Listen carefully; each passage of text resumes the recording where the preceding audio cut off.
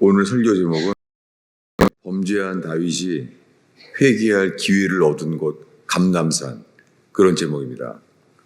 다시 한번 기도하겠습니다. 예수님, 주님을 찬양하며 주님을 높이며 저희가 주를 기도하며 당신을 예비하나이다. 주님, 주의 말씀을 펼 때 주님만 드러나게 하옵소서. 주님, 진리를 전하면서 이 하나님 말씀의 문자에 빠지지 않게 하시며, 주님, 이 기록된 말씀대로 행하시는 주님만을 저희가 바라보나이다. 설교자는 가려주시고 말씀대로 행하시는 주님만이 드러나지고 주님이 계시되기를 기도합니다. 오 주님, 사람들이 좋아할 만한 설교에 빠지지 않게 하시며, 주여, 주님이 우리에게 주시고자 하는 합당한 진리가 주의 은혜 가운데 증거되게 하소서. 예수님의 이름으로 기도하였습니다. 오늘 읽은 사무엘하 15장 말씀은 다윗이 감람산 길로 올라갈 때의 이야기입니다. 이것은 다윗이 범죄하여 하나님께서 압살롬에게 모든 마음을 도적질 당하게 됩니다. 그래서 백성들의 마음이 이 다윗에게서 떠나가게 되었습니다. 이 모든 것이 하나님께서 행하신 일입니다. 이 일의 시작은 이 사무엘하 15장 전에 12장이에요. 범죄한 다윗이 하나님이 나단 선지자를 보냈습니다. 나단 선지자를 보냈을 때 하나님은 다윗 스스로의 입으로 그 자는 죽어야 할 자다 라고 자기 입으로 말하게 하셨습니다. 이것이 하나님의 지혜이고 하나님이 하신 일이죠. 자기 입으로 말했어요. 그 자는 죽어야 할 자다. 그때 선지자 나단이 말합니다. 그 사람이 당신이야. 이렇게 말합니다. 그때 선지자 나단 앞에서 다윗은 말합니다. 내가 주께 범죄하였나이다 라고 죄를 고백합니다. 그런데 그 이후에 하나님은 이렇게 바로 말합니다. 당신의 죄는 용서함을 받았나이다. 다윗이 죄를 고백했을 때 즉시 죄 용서를 받았어요. 그런데 그때로부터 죄의 대가를 치르게 하십니다. 아들 압살롬에게 반역을 당한 채로 그는 나라를 빼앗기게 되고, 그리고 아들이 자기를 죽이려고 사람을 보냅니다. 근데 그 중에서 아히도벨이 있다는 거예요. 아히도벨은 그런 지략가죠. 모사꾼이었습니다. 이렇게 음모에 그런 걸 잘하는 사람이었죠. 그런데 그로서는 이유가 있어요. 아히도벨은 다윗이 죽인 우리야, 그 우리야의 가족 친척입니다. 그는 당연하게 다윗을 하나님이 용서했다고 하지만 받지 못하죠. 그래서 그의 아들 압살롬 옆에 아히도벨이 그 우리야의 가족 친척이에요. 아히도벨이 그 지혜를 주어서 다윗이 쫓겨나게 되었습니다. 그래서 지금 다윗이 이제 예루살렘을 쫓겨나서 광야로 도망가게 되었습니다. 그때 다윗이 감람산 길로 올라갈 때입니다. 이 쫓겨나는데 첫 번째 반응이 그의 머리를 가리고, 제가 이 말씀이 들어왔어요. 그의 머리를 가리고 그 다음에는 맨발로 울며 가고, 지금 감람산을 쫓겨나가고 있는데요. 그는 맨발로 울며 갑니다. 제가 이 말씀이 회개라는 것은 오랫동안 주님이 배우게 해주셨어요. 언제 맨발로 울며 갑니까? 지금 자기 아들이 자기를 죽이려고 도망가야 될 처지예요. 상황이 급해요. 그런데도 이런 다급한 상황 속에서도 다윗의 관심은 하나예요. 회개. 그래서 그는 맨발로 울며 갑니다. 그가 우는 게 아들에게 쫓김을 당해서 슬프고 자기 연민에 빠져서 억울해서 우는 게 아니에요. 온전히 하나, 회개뿐입니다. 그는 맨발로 울면서 갔습니다. 이 이야기 시작은 놀랍게 다윗은 지금 나라를 빼앗기고 감람산을 넘어 도망가야 되는데요. 그의 관심은 하나예요. 회개. 그것이 맨발로 이 광야를 나아가는데 맨발로 갔다는 거예요.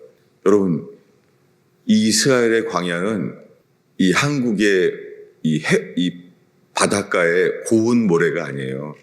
해수욕장 같은 모래가 아니라 날카로워요. 돌로 된 돌사막이에요. 그래서 발이 아파요. 그래서 다윗은 맨발로 가고 있습니다. 이것이 회개입니다. 맨발. 놀랍게 다윗은 쫓겨나는데도요, 성경에 기록된 회개를 기억하고 있어요. 이 시작은 출애굽기 3장 5절에요. 모세가 애굽 사람을 쳐 죽이고 살인을 해서 도망가게 되었습니다. 그래서 그는 왕자였지만 이제 40년 동안 완전히 왕자의 흔적은 사라지고 그는 그저 목동이 되었어요. 40년이 되었습니다. 근데 주님은 그를 긍휼히 여겨주셔서 이렇게 말합니다. 첫 마디가 이거예요. 가까이 하지 마라. 그 말을 들었을 때 어떻겠어요? 너는 40년이 지나도 나는 너의 죄를 기억한다. 너는 40년이 지나도 네가 애굽에서 사람을 쳐 죽인 너의 살인한 것을 나는 기억한다. 가까이 오지 마라. 여러분, 주님은 우리의 모든 죄에 대해서 기억하고 있습니다. 그런데요, 놀랍게 주님이 기회를 주세요. 가까이 하지 마라. 이것은 율법이잖아요. 근데 주님이 그 다음에 회개의 기회를 주시는 게 이것이 놀라운 긍휼이에요. 이렇게 말합니다. 이것은 거룩한 곳이니 너의 발에 신을 벗으라. 예, 출애굽기 3장 5절입니다. 주님이 모세에게 회개할 기회를 주세요. 신을 벗으라는 거예요. 여러분, 성경 전체에 신을 벗는다는 것은요, 나의 모든 권리를 포기하는 거예요. 이것이 룻기에 또 한 번 나와요. 룻기에서는 뭐가 나오냐면 시어머니 나오미와 자기의 남편이 죽었어요. 그래서 그가 룻이 베들레헴에 오는데요. 결혼할 사람이 생긴 거예요. 재혼할 사람이 생겼는데 그는 책임이 있어요. 그 집에 그 장자의 이름을 이어야 될 책임이 있습니다. 근데 그 중에 자격이 있는 사람에게 갔는데요. 그가 이렇게 말해요. 당신은 이 사람과 재혼할 수 있는데 그러기 위해서는 이 땅을 그 죽은 사람의 이름으로 이어야 된다. 그때 그 사람이 포기하면서요, 신을 벗어요. 성경은 전체에 신을 벗는다는 것은요, 나의 모든 권리를 포기한다는 거예요. 놀랍게 다윗은요, 지금 자기 아들이 반역을 해서 지금 죽음의 위기 속에 있는데요, 다윗의 마음은 하나밖에 없어요. 회개. 그래서 그는 신을 벗었어요. 그는 왕의 자격도 내려놓는 거예요. 신을 벗는 거예요.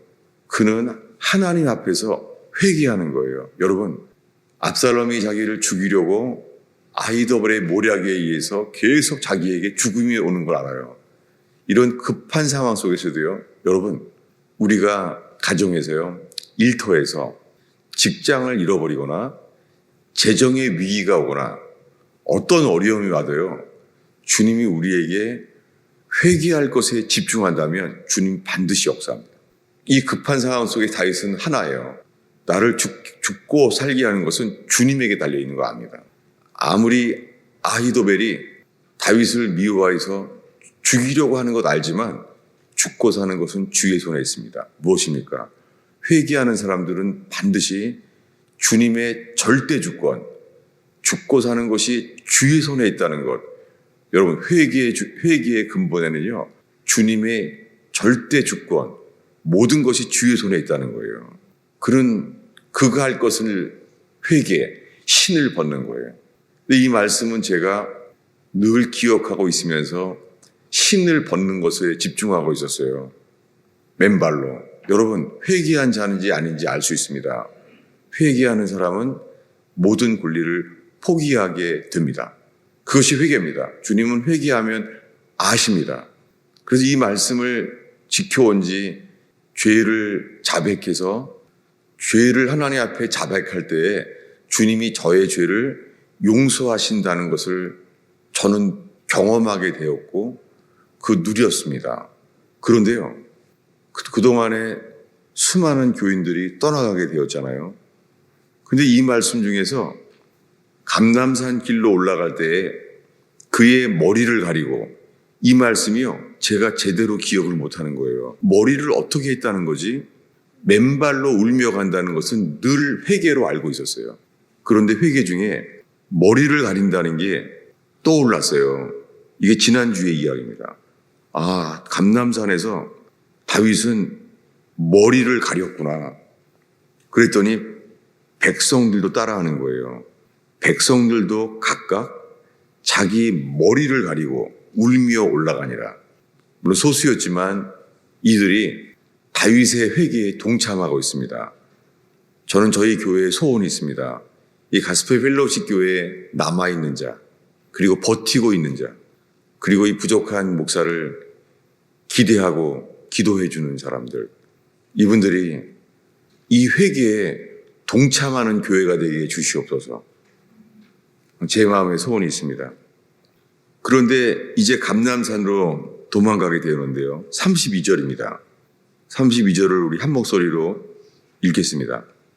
다윗이 하나님을 경배하는 마루턱에 이를 때에 아렉 사람 훗세가 옷을 찢고 흙을 머리에 덮어쓰고 다윗을 맞으러 온지라. 지금 다윗은 도망가는 중이에요. 자기 아들의 죽음의 위협 속에서 도망가는데, 다윗이 어디로 가냐면 하나님을 경배하는 마루턱에 이른 거예요. 이 마루턱이란 말은 영어로 탑이에요. 탑, 정상. 다윗이 감람산 정상에 이를 때 이야기예요. 이 마루턱, 이 탑 오브 마운틴, 이 감람산의 정상에 올랐어요. 거기는 어디냐면 늘 다윗이 하나님을 경배하는 곳이에요. 여러분, 우리가 정말 회개한다면 자기 연민, 비록 내가 죄를 졌지만 내 인생 진짜 불쌍하다. 여러분, 신기하게 회개하지 않는 사람들은 자기 애, 자기 사랑, 자기 동정에 빠집니다. 그럴 때 회개하는 자는 찬양이 멈춰집니다. 제 자신도 경험했습니다. 죄를 내가 졌는데도요, 내 인생 참 안 됐다. 나 참 불쌍하다. 내 문제에 빠지는 거예요. 그때는 회개가 안 돼요. 놀랍게요, 다윗은요, 도망가는데도 불구하고 어디로 가냐면 하나님을 경외하는 감람산 정상, 하나님을 경외하는 곳을 이르는 거예요. 궁금해요. 왜냐하면은 이 예루살렘을 나올 때, 광야로 갈 때예요, 이 산을 넘어갈 때가 하나님을 경배하는 곳을 이르는 거예요. 여러분, 회개하는 자는 하나님을 예배합니다. 여러분, 이렇게 교회가 회개에 된 상황 속에서도 하나님을 예배하는 마루떡과 같은 교회가 되기를 축원합니다. 근데 그때 친구가 와요. 아렉 사람 훗세. 근데 이 사무엘하 15장 32절부터는요, 이때부터는 그는 이렇게 해요. 아렉 사람 훗세가 옷을 찢고, 회개죠. 회개는 옷을 찢는 거예요. 그리고 흙을 머리에 덮었어요. 다윗을 보면서요, 도망가야 되는 다윗을 보면서요, 아렉 사람 훗세라는 사람이 흙을 자기가 머리에 덮어 쓰는 거예요. 다윗을 맞이하는데 흙을 머리에 덮어 쓴 거예요. 이것이 무엇입니까? 아렉 사람 훗세는요, 다윗의 회개에 동참하는 거예요. 사랑하는 가스펠 펠로우십 성도 여러분, 저희 교회는 이제 자랑할 것도 없고 좋아할 만한 것도 없고 아무것도 없어요. 그러나 단 하나, 여러분, 훗세처럼 흙을 머리에 덮어쓰고 회개에 동참하는 교회 되기를 축원합니다. 이번 주에 이 말씀이 들어오는 거예요. 감람산에서 맨발로 권리를 포기한다는 것은 정말 주님이 하게 하셨어요. 그것은 그런 과정 속에서 수많은 교인들이 떠나가는 것을 우리들은 압니다. 다 저의 책임입니다. 그런데 떠나게 될 때에 제 마음이 사람들이 마음이 실망하고 버리는 것에 대해서 제 마음이 둔하고 뭔가 막혀 있다는 것을 알게 됐어요. 왜 나가는지도 모르겠고, 그러니까 왜 나가는지를 모르겠는 거예요. 그렇게 계속 교인들이 떠나갔잖아요. 그런 1년이 지나가면서요, 특별히 맨하탄 가스펠 펠로우십이 하루에 다 떠나갔습니다. 그때부터 지금까지 들어온 말씀은요, 나단 선지자가 한 말씀, 당신의 죄는 사함 받았지만 당신의 애가 죽을 것입니다. 저는 맨하탄 교회가 사라진 게요, 그 아기가 죽은 것과 같은 심정이에요. 그러면서 이제는 맨하탄 가스펠 펠로우십도 죽었고, 그리고 뉴욕 가스펠 펠로우십도 거의 다 죽었어요. 전 지금까지 여전히 그 죄의 결과를 보고 있어요. 그러다가도 교인들의 숫자가 있어서 그런지 제가 살고 있는 사택은 권리를 포기하는 마음으로 교회의 명의를 교회로 완전히 넘겼잖아요. 그것이 저는 주님 앞에서 회개하려고 하는 거예요. 제가 여러분의 마음을 얻으려는 게 아니에요. 주님의 앞에서 주님이 원하시고 기뻐하시는 것을 살피면서 교회의 명의를 교회 소유로 바꿨습니다. 근데 주님이 1년이 지나가면서 더 마음을 열어주시는 거예요. 뭐냐면 사택을 매각해서 없애버리게 된 거예요. 그래서 기쁨으로, 정말 주님이 기쁨을 주세요. 인간적으로는 정든 게 아프죠. 아주 아프죠. 집을 참 좋아했었는데, 제가 살면서 가장 좋아했던 집이었는데 매각했습니다. 근데 주님이 이것이 권리를 포기하는 것, 이게 들어왔어요. 그런데 지금부터 설교할 말씀은요, 머리를 가리고, 이게 안 떠오르는 거예요. 머리를 왜 가렸을까? 오늘 이 말씀을 나누고자 합니다. 훗새가 다윗을 보고 흙을 머리에 덮어 쓴 게 무엇인지, 이 말씀을 처음 나누게 되었습니다. 그 이야기는 주보 아래쪽에 있습니다. 레위기 13장 12절과 13절인데요. 우리 한 목소리로 읽겠습니다. 제사장이 보기에 나병이 그 피부에 크게 발생하였을 때 그 환자의 머리부터 발끝까지 퍼졌으면 그가 진찰할 것이요, 나병이 과연 전신에 퍼졌으면 그 환자를 정하다 할지니 다 희어진 자인즉 정하거니와, 이런 말씀이 13절까지예요. 레위기 13장에 나병 환자의 규례예요. 왜 다윗이 감람산에서 회개할 때 머리를 가리우는데 지금 오늘 레위기 13장을 보게 된 이유는요, 다윗이 회개할 때 이렇게 말했기 때문이에요. 주보 앞쪽에 있는데요, 시편 51편 7절이죠. 나단 선지자 앞에서 회개할 때 한 죄의 회개입니다. 7절을 읽겠습니다. 우슬초로 나를 정결하게 하소서. 내가 정하리이다. 나의 죄를 씻어주소서. 내가 눈보다 시리이다. 이게 다윗이 회개할 때 나단 앞에서 말하는 거예요. 우슬초로 나를 정케 하소서. 무슨 말입니까? 우슬초는요, 이 레위기 13장에 문둥병자를 정결케 할 때 쓰는 게 우슬초예요. 무엇입니까? 다윗은 나단 선지자 앞에서 내가 여호와께 범죄하였나이다 라고 고백하면서 우슬초로 나를 정케 하소서. 무슨 말입니까? 다윗은 자기가 지은 죄, 간음죄와 충신을 죽인 살인죄, 그 죄만 회개하는 게 아니라요, 자기의 전 존재가 문둥병자라는 거예요.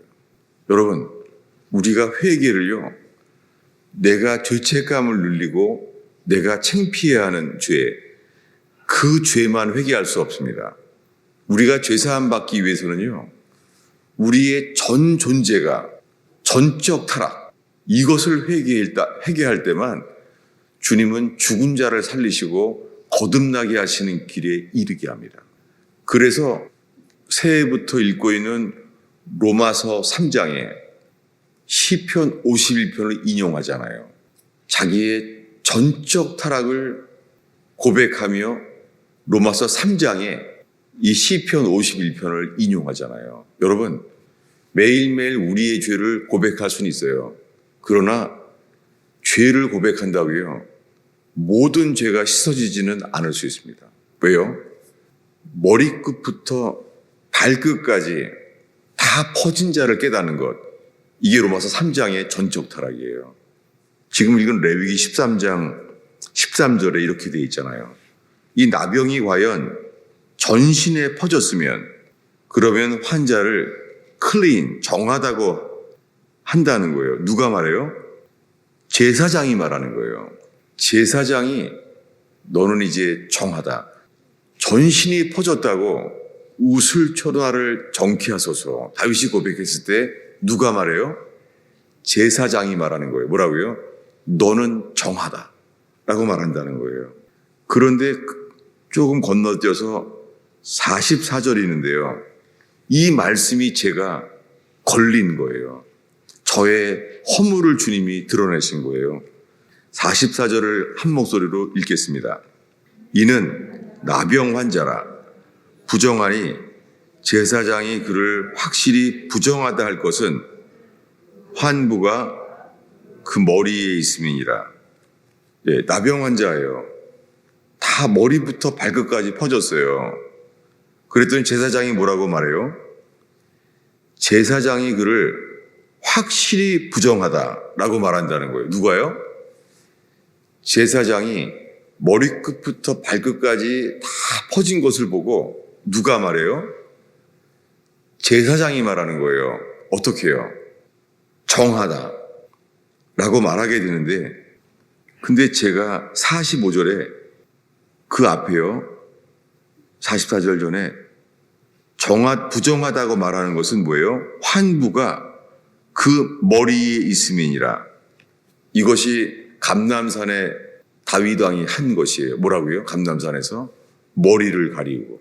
저는 신발을 벗는 것이 권리를 포기하는 것은 알았다고 했잖아요.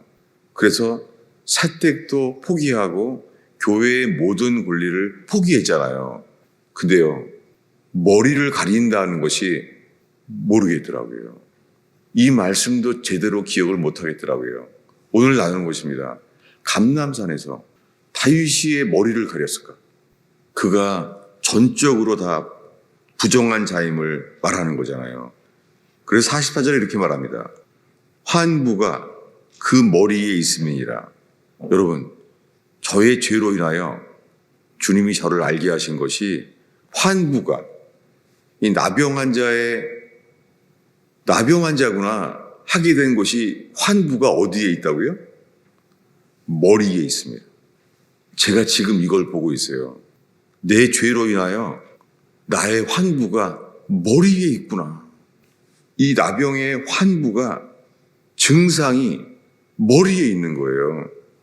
그 이야기는 이렇습니다. 이번 주에 저는 잠을 잘 잘 수가 없을 만큼 힘들었어요. 잠이 안 오더라고요. 그 이유는요, 제가 믿어왔던 이 뉴욕 가스펠 펠로십 교회를 제가 전도사로 세웠던 가정이 다른 교회로 떠났어요. 저는 배신감과 믿은 것에 대한 상처를 받았어요. 이 자체가 저의 자기의예요. 이건 저의 감정이에요. 그래서 전 잠을 못 잤어요. 아직까지도 계속 죄의 결과를 봐야 되는구나. 저한테 한마디 상의도 없이요, 다른 교회로 갔다고 전화가 온 거예요. 그리고 지난주에 벌써 플러싱에 살던 사람인데 뉴저지로 이사 왔다는 거예요. 저는 잠도 못 잤고, 그래서 제가 전화로 제가 화를 냈어요. 그럼 나를 속였네. 그리고 나를 버렸네. 그리고 화를 냈습니다. 그리고 다시는 이게 마지막이다. 너무 화가 났어요. 여러분, 이것이 주님이 뭘 드러냈습니까? 저의 나병 환자, 저의 환부가 저의 머리에 있음을 보게 하셨어요. 왜요? 이 죄인이 제가 뉴욕 가스펠 펠로우십의 사역자가 상의도 하지 않고 떠났다고 내가 화를 낼 자격이 없잖아요. 그리고 오히려 그 형제의 버림을 통해서, 떠남을 통해서 제 머리가 여전히 회개하지 않고 화를 내고 있다는 저 자신을 발견했어요. 여러분, 나단 선지자 앞에서 다윗이 화를 냈잖아요. 이렇게요. 그 자는 죽어야 한다. 화를 냈잖아요. 무엇입니까? 나단 선지자가 자기 죄로 괴로워하며 죄를 얼마나 고백을 많이 했겠어요. 근데 드러난 것은 뭐예요? 그는 분노했어요. 그 자는 죽어야 한다. 라고 드러냈잖아요. 놀랍게 주님께서 저의 머릿속에 맨발로 울면서 감람산을 넘은 것처럼 이 사택을 매각하고 모든 걸 포기하기에 이제는 단칸방으로 이제 나그네로 살아야 되는 거죠. 그걸 할 수 있는데 놀랍게요. 더 중요한 것. 뉴욕 가스펠 펠로우십 사역자가 나를 버리고 다른 교회로 떠났다는 게 저는 분노했습니다. 이때 일주일 동안 잠도 못 자고 도대체 언제까지 난 이런 일을 경험할까 하면서 제 속에는요, 원망과 실망과 이 자기 연민, 자기애를 주님이 드러내셨어요. 주님은 저에게 말씀하시는 게 이거였어요. 너는 머리를 가리우지 않았다. 너는 맨발로 발은 벗었지만 너는 머리를 가리우지 않았다. 이것이 일주일 내내 들어왔습니다.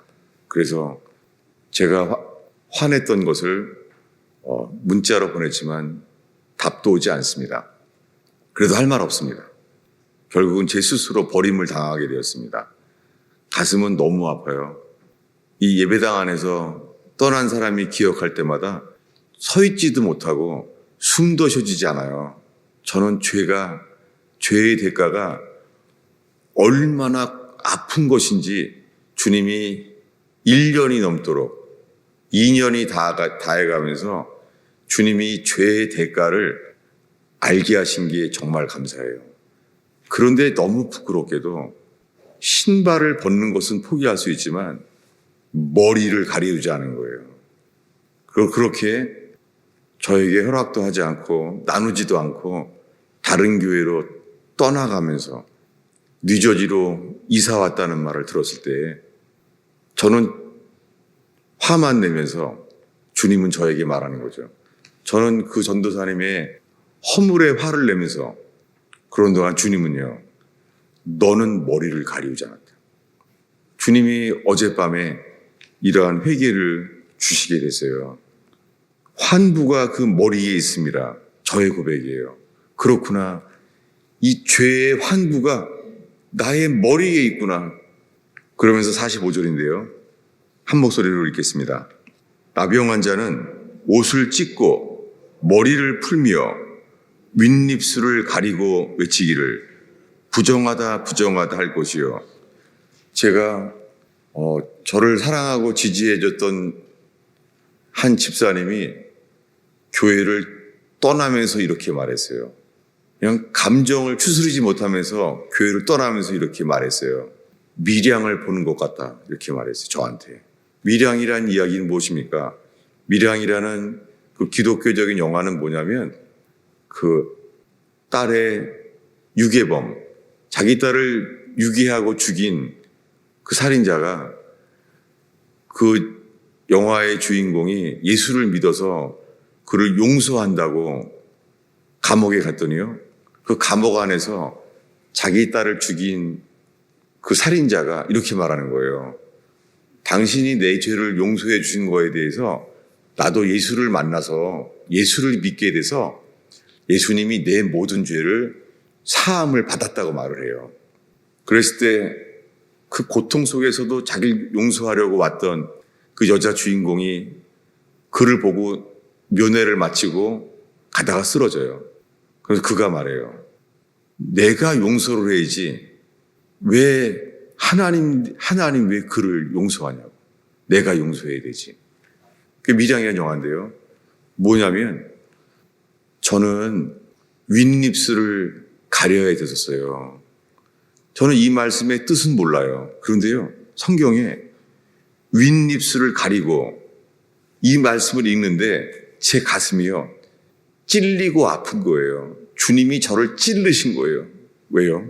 저는 그때 이렇게 설교했거든요. 내 죄를 자백하고 나니까 흰 눈처럼 휘어지는 기쁨을 맛봤다고 얘기했어요. 그때 한 집사님이 교회를 떠났어요. 왜냐하면 미량과 같다는 거예요. 뭐죠? 저는 윗입술을 가려야 했었어요. 문둥병자는 동네를 다니면서 이렇게 말해야 돼요. 뭐라고 고백해야 돼요? 나는 부정하다. 나는 부정하다. 기어갈 때마다 사람들에게 말해야 돼요. 나는 부정하다 라고 말해야 돼요. 이것이 회개잖아요. 근데 저는 내 윗입술을 가리지 못하고 전 이렇게 말한 거죠. 내가 죄를 자백하고 나니까 주님이 나를 흰 눈처럼 휘어진다는 기쁨을 맛봤습니다. 그때 교인들이 떠나갔어요. 저를 사랑하고 기대했던 집사님이 감정을 추스르지 못하면서 떠나가고, 그때부터 수많은 사람들이 떠나갔죠. 평생 잊지 못할 작년 2022년. 교인들이 떠나갈 때마다 가슴이 칼로 벤다는 게 이렇게 아픈 거구나. 그러면서 그 아픔이, 주님, 이 아픔이 사라지지 않게 해주세요. 이것이 제가 주님 앞에 회개할 수 있는 통증이 되기를 기도합니다. 그런 중이에요. 그런데요, 제가 회개가 나오는 거죠. 왜냐하면 나병 환자는 뭐라고 외쳐야 돼요? 윗입술을 가리고 외쳐야 돼요. 부정하다, 부정하다. 그래서 저는 착각을 한 거죠. 뭐냐면 머리부터 발끝까지 나병이 다 퍼졌으면 정하다고 말하는 것은 누가 말하는 거예요? 제사장이 말하는 거예요. 그것을 보고 제사장이 너는 정하다라고 말하는 건데, 이 나병 환자는 뭐라고 말해야 돼요?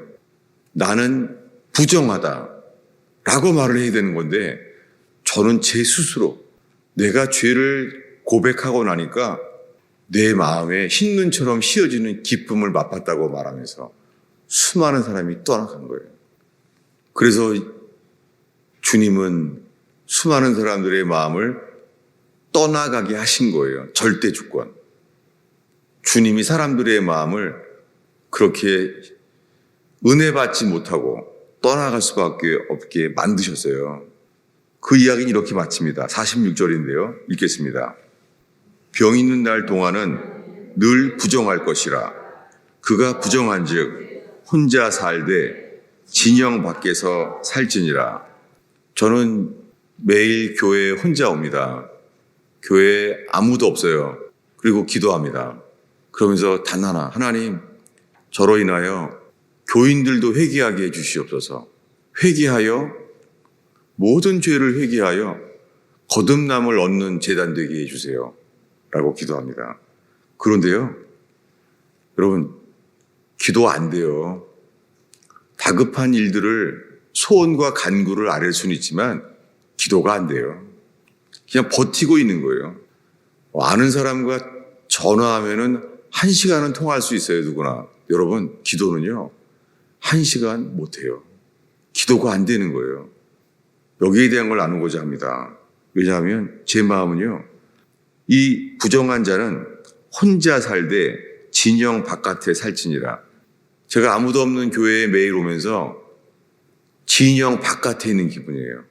아무도 없는 거예요. 진영 바깥에. 주님이 그래서 이러한 시간을 주시고 있습니다. 그런데요, 오늘 나누고자 하는 것은 기도에 대한 거예요. 주보 앞쪽에 있는데요, 이 다윗이 회개함으로 건너간 감람산, 그 이야기예요. 주보 앞쪽에 있는데 누가복음 22장입니다. 39절인데요. 한 목소리로 읽겠습니다. 예수께서 나가사 습관을 따라 감람산에 가심에 제자들도 따라갔더니 그곳에 이르러, 그곳이 어디예요? 감람산이에요. 지금 읽은 누가복음 22장은 예수님이 체포되기 직전에 밤에 하신 말씀이에요. 감람산에 습관을 따라 가셨어요. 예수님이 감람산에 갔던 곳은 습관을 따라 간 곳은 기도하기 위하였습니다. 그때 예수님이 그곳에서 어디요? 감람산에서 말합니다. 시험에 빠지지 않게 기도하라. 여러분, 사랑하는 가스펠 펠로우십 성도 여러분, 이 교회에 남아있고 버티고 있는 여러분, 시험에 빠지지 않게 기도해야 됩니다. 우린 지금 기도해야 될 때입니다. 물론 알아요. 기도가 안 되죠. 저희는 통성기도와 찬양 소리가 바깥에 동네가 떨어질 만큼, 떠나갈 만큼 찬양했던 교회예요. 근데 지금은 예배 때 아멘 소리도 안 나와요. 마음속에 목사로서 예배는 아멘으로 화답하는 것입니다 라고 말하고 싶은데 주님의 은혜로 그런 일이 일어나게 해주세요. 그런 중입니다. 그래서 여러분이 기도가 안 되는 것 당연히 이해가 되고 기도할 뿐입니다. 그런데요, 이 감람산에서 예수님이 이렇게 말합니다. 42절을 읽겠습니다. 이르시되 아버지여, 만일 아버지의 뜻이거든 이 잔을 내게서 옮기시옵소서. 그러나 내 원대로 마시옵고 아버지의 원대로 되기를 원하나이다 하시니 천사가 하늘로부터 예수께 나타나 힘을 더하더라. 여러분, 천사가 나타났어요. 지금 포커스하는 것은 천사가 아니라요. 이거예요. 예수님도 기도가 안 돼서 천사가 도와야지만 기도가 됐구나. 안 되는 거예요.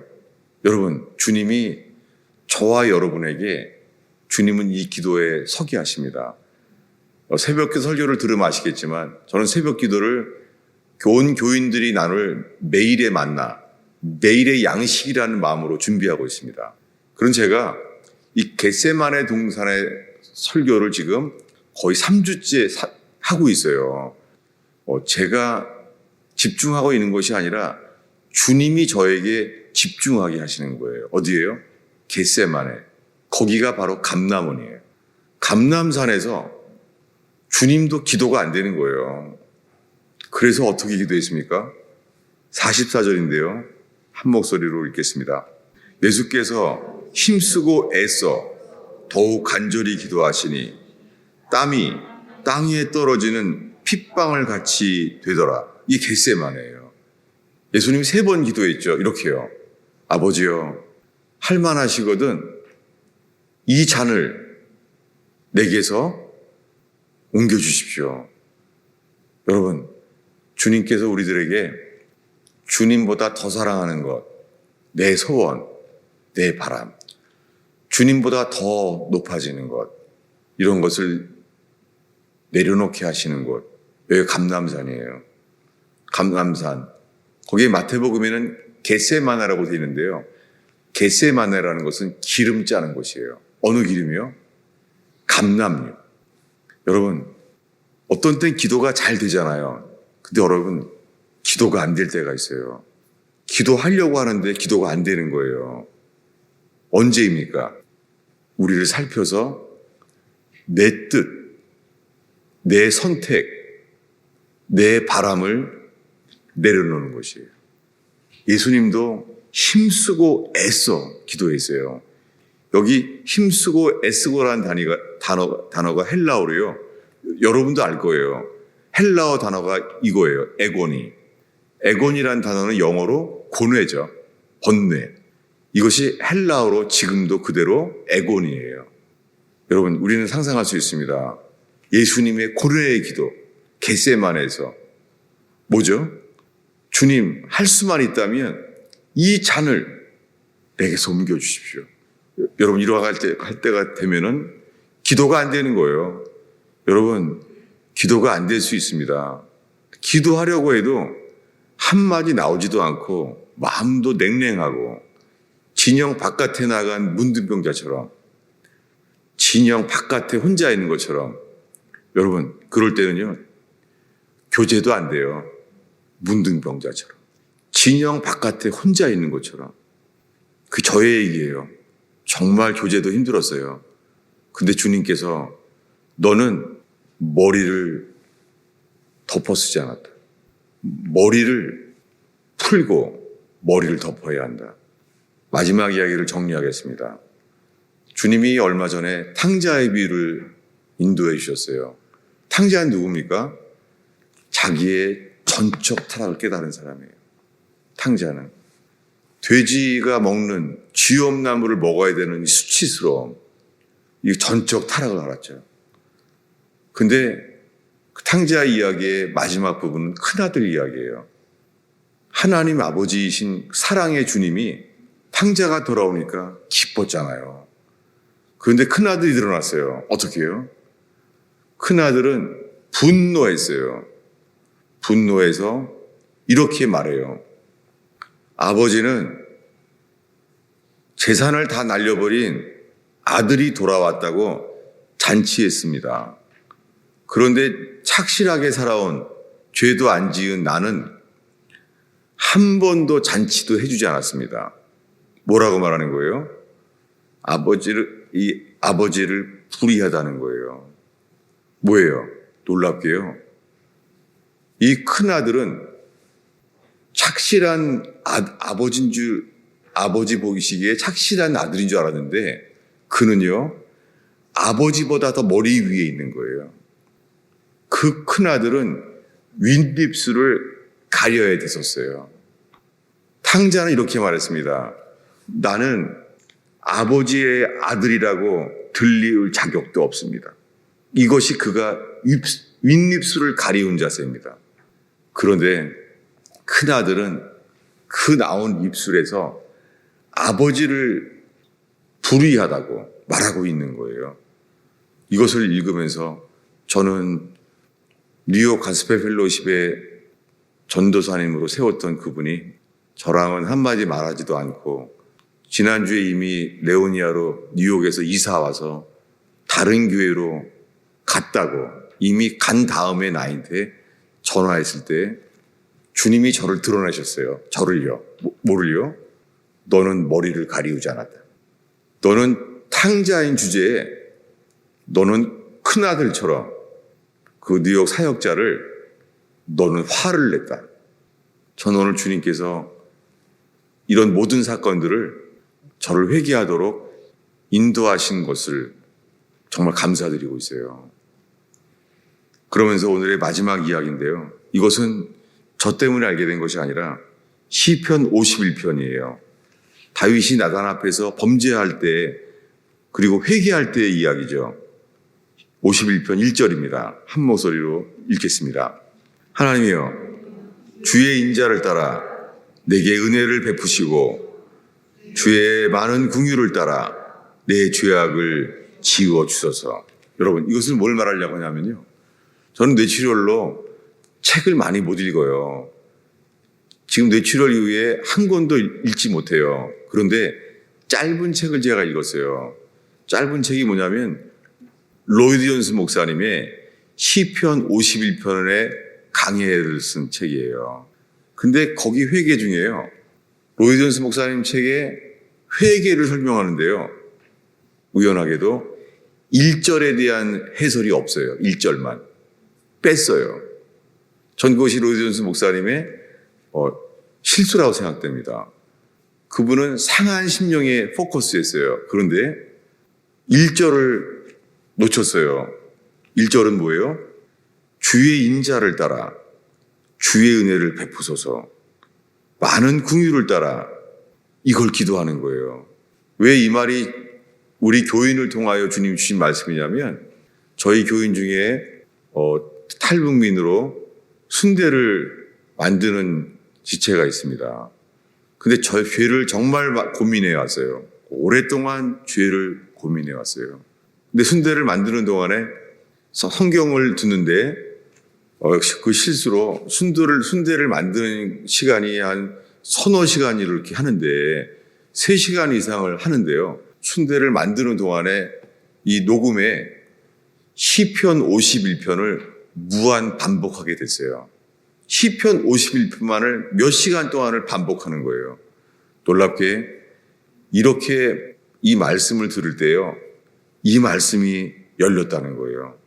그게 뭐냐면 1절에 하나님이여 주의 인자를 따라 내게 긍휼을 베푸시며 주의 많은 긍휼을 따라 내 죄악을 지어주소서. 무엇입니까? 회개의 중요한 점은 내 죄를 씻어주소서. 내 죄를 자백합니다. 이것보다 먼저가 뭐예요? 주님만 바라보는 거예요.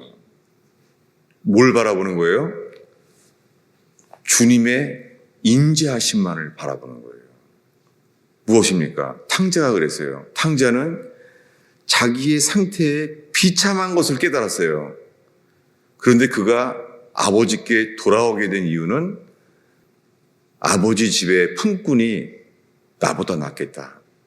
놀랍게 그 아버지의 사랑, 그 인자하심으로 인하여 그 아들이 회개에 돌아올 힘을 얻은 것처럼 여러분, 이 아무것도 자랑할 것이 없고 이 지치는 예배 가운데요, 오늘 우리 자신의 비참한 상태만을 보는 것이 아니라 주의 인자하심을 바라보게 되기 바랍니다. 이 시편 51편 1절이 우리 모두의 찬양과 예배되기를 바랍니다. 뭐예요? 아버지여 주의 인자하심을 구하나이다. 주님의 많은 긍휼을 따라 내 죄를 지워주세요. 거기에 포커스가 아니라 우리의 관심은 주님의 인자하심만을 바라보는 이러한 예배되기를 바랍니다. 비록 불뱀에 물렸을지라도 노뱀 대신은 그분의 인자하신 빛만을 바라보는 예배되기를 축원합니다. 기도하겠습니다. 예수님, 주님 제 속에 주님 머리를 가리우지 못하고 윗입술을 가리우지도 못하고 이 자기의에 빠져 있는 자, 주님 회개할 기회를 주셔서 감사합니다. 주님 오늘 예배 가운데 주님의 인자하심 앞에만 서게 하옵소서. 우리 모든 교인들이 겸손하여서 윗입술을 가리고 머리를 풀고 다윗의 친구 후세처럼 회개에 동참하는 온 교우들 되게 하옵소서. 예수님의 이름으로 기도하였습니다.